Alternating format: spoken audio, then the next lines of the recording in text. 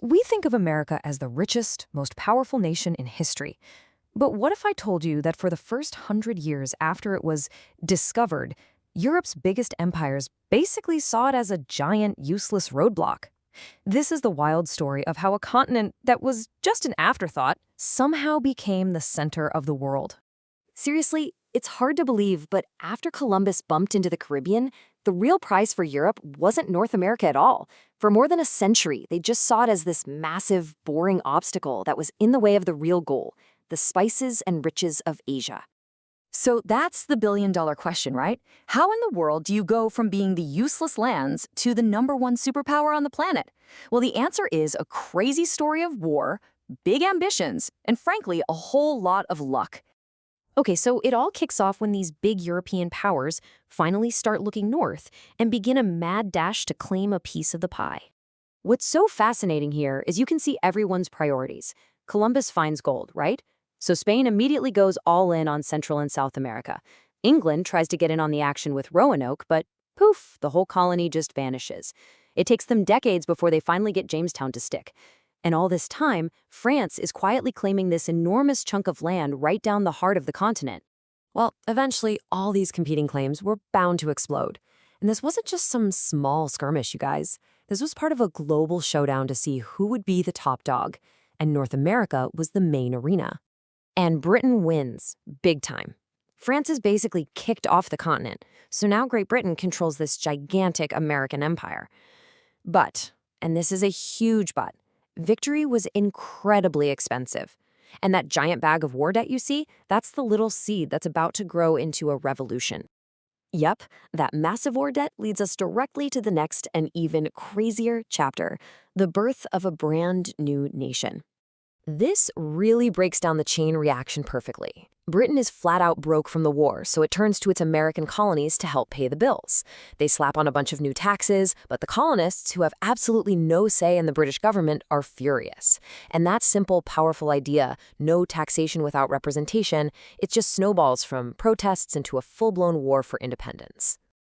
And there you have it, the birth of the United States. But winning the war was one thing.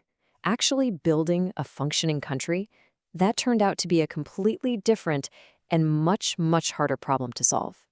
This is just staggering to think about. After everything they went through to win, their first attempt at a government was a total train wreck.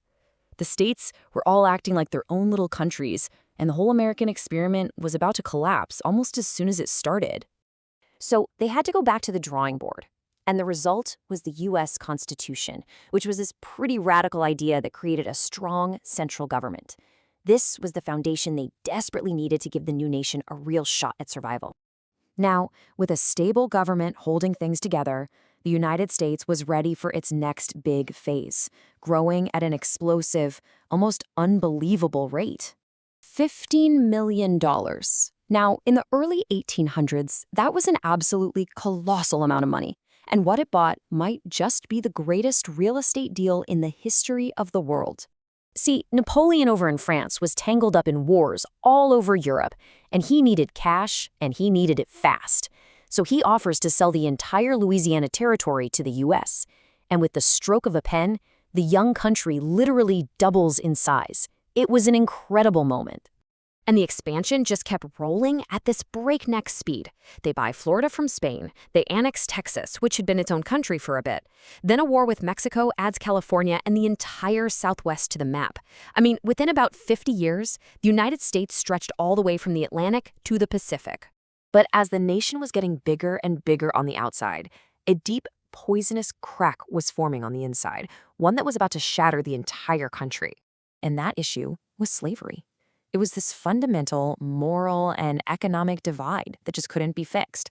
In the North, more and more people saw it as this profound evil. But in the South, it was defended as being absolutely essential to their entire economy and way of life. You basically had two different worlds living under one flag.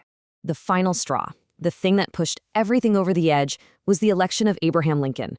He was against the expansion of slavery into new territories. And for the Southern states, that was a threat they just couldn't accept. They decided their only option was to leave the Union entirely. The result was the Civil War, the deadliest conflict in American history. It was a brutal, bloody, 4-year nightmare that, in the end, kept the nation together, reunited the states, and, most importantly of all, finally led to the abolition of slavery. So, after tearing itself apart and then stitching itself back together, America enters its final transformation, from a big continental nation into a true global power. The expansion starts up again, but this time it looks really different. The U.S. buys the gigantic territory of Alaska from Russia. People actually made fun of the deal at the time.